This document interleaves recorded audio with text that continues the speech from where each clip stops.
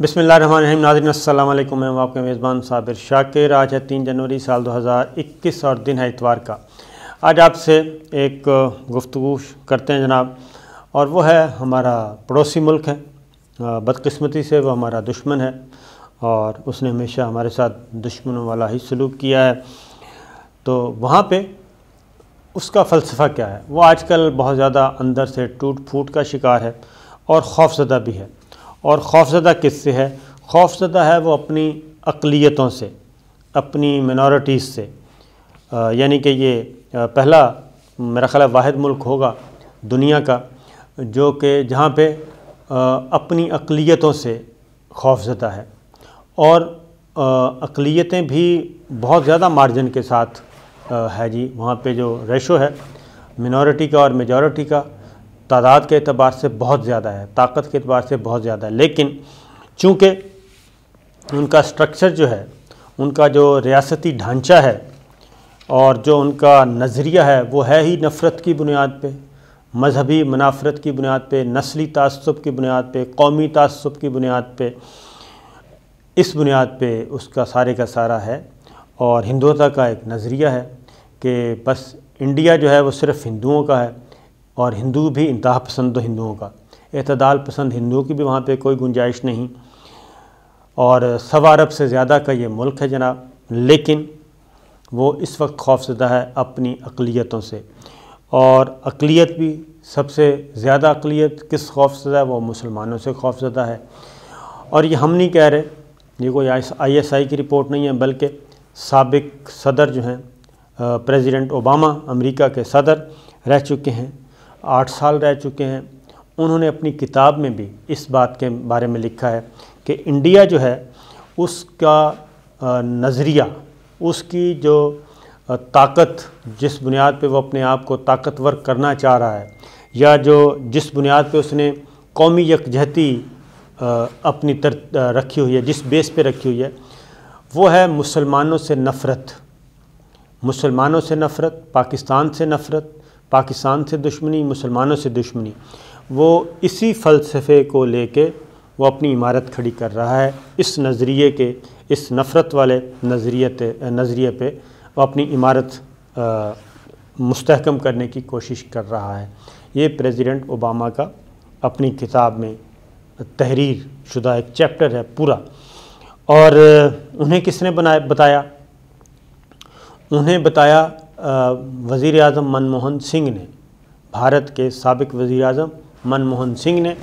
اور انہوں نے بتایا کہ یہ اب نریندر مودی اور BJP جو ہے وہ انڈیا کو تباہی کی طرف، نفرت کی طرف، تعصب کی طرف، دہشت گردی کی طرف، انتہا پسندی کی طرف لے کے جا رہی ہے۔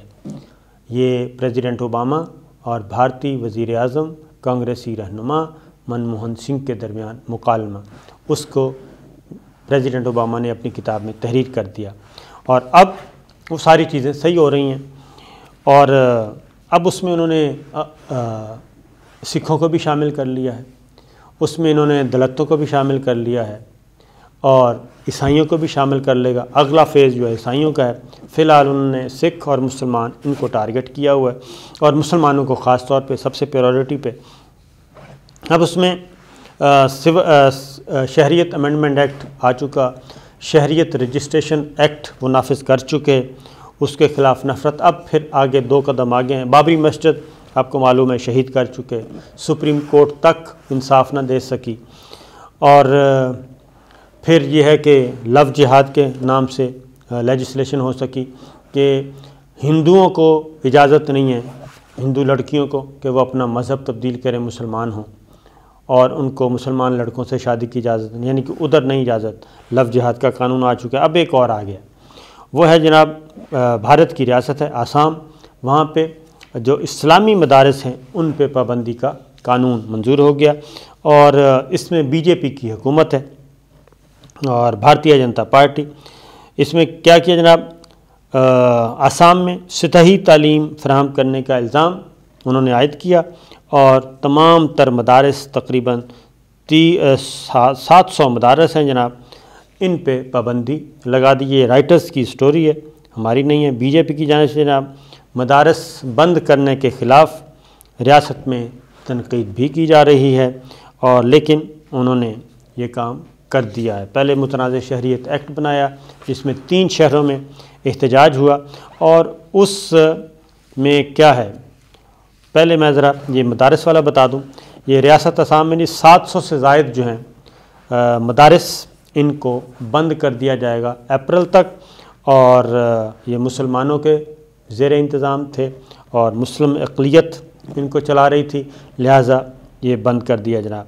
اور مسلم اقلیت سے مساجد کے امام کے بجائے مزید جو ہیں ڈاکٹر، پولیس افسران اور بیوروکریٹس اور اساتذہ کی ضرورت ہے۔ وہ یہ کہتے ہیں جناب ہمیں ان کی ضرورت نہیں ہے، یعنی کہ اسلامی تعلیم جو رکھتے ہیں مدارس میں جو پڑھتے ہیں ایسے بچوں کی ہمیں ضرورت نہیں ہے، لہٰذا یہ کام کر دیا جناب انہوں نے۔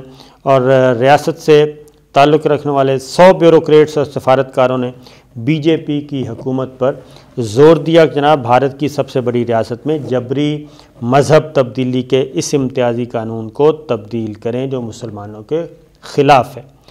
یہ چیز مسلسل کی جا رہی ہے، اور اسی طریقے سے 2019 میں پارلیمنٹ سے شہریت ترمیمی ایکٹ منظور ہوا، جس کے تحت 31 دسمبر 2014 سے پہلے کے 3 پڑوسی ممالک جناب سے جو بھارت آنے والے ہندو، سکھ، بدھ مت، جینس، پارسی اور عیسائیوں کو بھارتی شہریت دی جائے گی، اور مسلمانوں کو شہریت نہیں دی جائے گی۔ یہ ان کا ہے جناب کہ ان ملکوں سے اگر کوئی مسلمان آئے گا تو ان کو شہریت نہیں دی جائے گی، اور اسی نظریے کے تحت ہی انہوں نے شہریت امینڈمنٹ ایکٹ کر کے جو اب ان سے دستاویزات مانگی جا رہی ہیں کہ جناب دستاویزات دی جائیں، اور تاکہ ظاہر دستاویزات ہیں نہیں، اور اب ان کا ارادہ یہ ہے کہ مسلمان جتنے بھی وہاں پہ ہیں ان کو بے ریاست کر دیا جائے، اور ان کی کوئی ریاست نہیں ہوگی، ان کے کوئی حقوق نہیں ہوں گے، اور اگلے 10 سالوں 20 سالوں 25 سالوں میں یہ تمام کے تمام بیچارے جناب اللہ کو پیارے ہو جائیں گے، اور فردر ان کی کوئی حیثیت نہیں ہوگی۔ تو یہ اپوزیشن جماعتیں اور مذہبی جماعتوں کے ساتھ ساتھ جناب انتہا پسند ہندو جماعت شیو سینا نے بھی اس کی مخالفت کی، لیکن بی جے پی جو ہے وہ تمام تر انتہا پسندی اور دہشت گردی کے اعلیٰ پیمانے پہ جی وہ فائز ہو چکی ہے اور یہ کر رہی ہے۔ اب ایک اور چیز بھی آپ کو میں بتا دوں کہ ڈیٹیل کے ساتھ، وہ یہ ہے کہ عدالتی قتل بھی کیے جا رہے ہیں مقبوضہ کشمیر کی صورتحال۔ اب پاکستان نے اقوام متحدہ سے ایک اپیل کی ہے، اور وہ ہے آسیہ اندرابی کا عدالتی قتل۔ آپ کو معلوم ہے کہ آسیہ اندرابی محترمہ مقبوضہ کشمیری خاتون ہیں، مسلمان ہیں، اور جدوجہد کر رہی ہیں، انڈیا کو چیلنج کرتی ہیں، ان کے قالِ قوانین نہیں مانتی، اور جو مقبوضہ کشمیر کا حل ہے اقوام متحدہ کی قراردادوں کے مطابق اس کے تحت وہ اپنی جدوجہد کر رہی ہیں، پرامن جدوجہد کر رہی ہیں، لیکن 18 جنوری کو اطلاعات یہ ہیں جی ان کو سزائے موت سنا دی جائے گی، اور سزائے موت سنائے جانے اسی خطرے کے پیش نظر پاکستان نے جناب اقوام متحدہ سے رجوع کیا ہے، اس کے سیکرٹری جنرل کو خط لکھا ہے پاکستان کے مستقل مندوب منیر اکرم نے پاکستان کی طرف سے، اور ان کو یہ اس خدشے کا اظہار کیا ہے، اور واضح طور پہ جناب خط لکھا ہے، اور نہ صرف ان کو بلکہ اقوام متحدہ کے ہائی کمشنر برائے انسانی حقوق مائیکل کو بھی خط لکھا ہے۔ جنیوا میں پاکستانی سفیر خلیل ہاشمی نے یہ عالمی اداروں سے اپیل کی ہے جناب کہ وہ بر وقت مداخلت کریں اور ایک انصاف کے قتل کو روکنے کی کوشش کریں۔ مقبوضہ جموں و کشمیر میں انسانی حقوق کی خلاف ورزیوں اور استثناء کے ظالمانہ چکر کو توڑنے میں مدد کر سکتے ہیں عالمی ادارے اور اقوام متحدہ۔ تو ہم جو خط لکھا گیا اس میں کہا گیا ہے جناب کہ آسیہ اندرابی کو بچانے کے لیے بروقت رد عمل دے کر اقوام متحدہ کشمیری لوگوں کو خاص طور پہ خواتین رہنماؤں اور انسانی حقوق کے محافظوں کو امید کا ایک سخت پیغام भेजना चाहिए इंडिया को। और मुनीर अकरम साहब ने जो ख़त लिखा है जनाब, उसमें भारतीय अदलिया की जानिब से कश्मीरियों के हकूक़ के लिए खड़े होने के लिए कम झुकाव दिखाने के साथ ही आसिया अंद्राबी और उनके साथियों की ज़िंदगियों को हकीकी ख़तरात मंडला रहे हैं और इनको अदालती कत्ल के ख़तरे का अदालती कत्ल का ख़तरा मौजूद है कि उनको एक अदालती फ़ैसले के नतीजे में कत्ल कर दिया जाएगा। और कश्मीर की सूरत हाल पे जी सालाना रिपोर्ट में वाशिंगटन से ताल्लुक़ रखने वाले एक think tank US institute of peace ने भी निशानदेही की है कि जनूबी एशिया की मुसल्लह जौहरी हरीफ भारत और पाकिस्तान के दरमियान कश्मीर एक मरतबा फिर एक फ्लैश पॉइंट बन चुका है। तो कहने का मकसद ये है कि अब पहले तो सिर्फ़ किया जा रहा था नौजवानों को, अब बुज़ुर्गों को भी कत्ल किया जा रहा है, अदालती कत्ल। और अब ये ख़ातून रहनुमा हैं आसिया अंद्राबी, उनको भी किया जा रहा है। दूसरी जानब इंडिया का जनाब तरीक़ाकार क्या है, तरीक़ा वारदात क्या है, ये तो है इंडिया की अपनी सूरत हाल। और इंडिया के बारे में इस वक्त कोई ही आलमी इंसानी हकूक़ की तंजीम होगी जो ये कह रही हो कि इंडिया में जुल्म व सितम नहीं हो रहा, इंसानी हकूक़ की खिलाफ वर्जियाँ हो रही हैं। सिख जो हैं, तमाम अक़लियतें इस वक्त इंडिया के जुल्म व सितम का शिकार हैं, BJP के जुल्म व सितम का शिकार हैं, मोदी अजीत डोवल के जुल्म व सितम का शिकार हैं। सिख जो हैं वो 1 माह से ज़्यादा हो गया, वो अब सड़कों पे हैं। वफाकी दारुल हुकूमत दिल्ली का घेराव किया हुआ है, उन्होंने सरहदों पे बैठे हैं सख्त तरीन सर्दी में। और मकबूजा कश्मीर में जनाब 2 साल 1.5 साल हो गया है, वहाँ पे लॉकडाउन है, घरों में महबूस हैं लोग 5 अगस्त से लेके आज तक। और सैकड़ों लोगों को वहाँ पे शहीद किया जा चुका है और पैलेट गन्स का इस्तेमाल किया जा रहा है, माजूर किया जा रहा है, जाली पुलिस मुकाबले किए जा रहे हैं, मज़दूरों को शहीद किया जा रहा है। 3 कश्मीरी मज़दूरों के कत्ल पे जाली मुकाबला दिखाया गया। फिर अब अक़वाम मुत्तहिदा ने मुतालबा किया पाकिस्तान ने उनकी भी तहकीकात करवाई जाएँ। अब इंडिया क्या कर रहा है? पाकिस्तान में एक मामूली सा वाक़या हुआ और उस वाक़े के बाद यहाँ की हमारी अदालती निज़ाम हरकत में आया। चीफ़ जस्टिस ऑफ पाकिस्तान उस पर नोटिस ले चुके हैं, बंदे गिरफ़्तार हो चुके हैं और मुकम्मल तौर पे सिक्योरिटी फराहम की जा रही है। एक छोटा सा वाक़या, यहाँ पूरी रियासत यहाँ की मिनॉरिटी के साथ खड़ी है, जबकि इंडिया उस एक छोटे से वाक़े को एक बढ़ा चढ़ा कर पेश करने के लिए आगे बढ़ रहा है। तो उसी पे दफ्तर ख़ारजा ने जनाब बहुत ही सख्त तरीन रद्द-ए-अमल पाकिस्तान ने कहा कि भारत अक़लियतों के हकूक़ पर तशवीश ज़ाहिर करने के बजाय अपना घर दुरुस्त करे और वो जो ख़ुद जुल्म व सितम कर रहा है उस पे तवज्जो दे। और बार बार खा भी रहा है जी, मार भी खा रहा है। और ख़ास तौर पे पाकिस्तान ने अपनी वो पूरी डिटेल्स जो डोजियर्स हैं उनकी बात की है।